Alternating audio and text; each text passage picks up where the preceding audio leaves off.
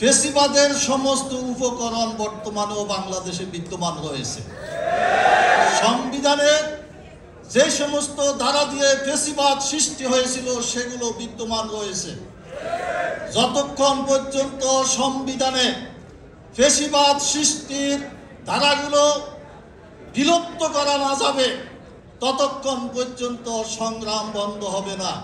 তাই যুব শক্তিকে পাহারা দিতে হবে, আবার যেন কোনো ফেসিবাদ বাংলাদেশের মসনদে উঠে বসতে না পারে সেই ব্যবস্থা গ্রহণ করতে হবে। সংগ্রামী বন্ধুগণ, যে কোনো দেশের ইতিহাস পরিবর্তন করার জন্য যুব শক্তি হলো সবচেয়ে বড় শক্তি।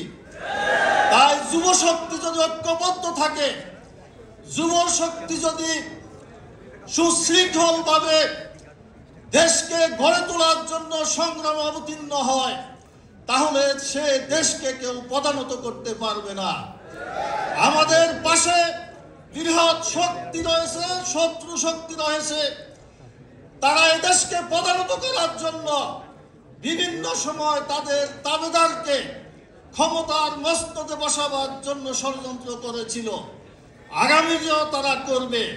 তাই সজাগ দৃষ্টি রাখতে হবে যেন দাবিদার শক্তি এদেশের নির্বাচনে নির্বাচিত হয়ে ক্ষমতায় আসতে না পারে। সেই জন্য ফেসিবাদ বিরোধী শক্তিগুলোকে ঐক্যবদ্ধ থাকতে হবে।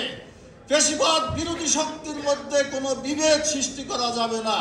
তাই আসুন আগামী দিনে ফেসিবাদ বিরোধী শক্তির ঐক্যকে মজবুত সুদৃঢ় করার আহ্বান রেখে আমার বক্তব্য এখানে শেষ করছি। আল্লাহ হাফেজ। বাংলাদেশ জিন্দাবাদ।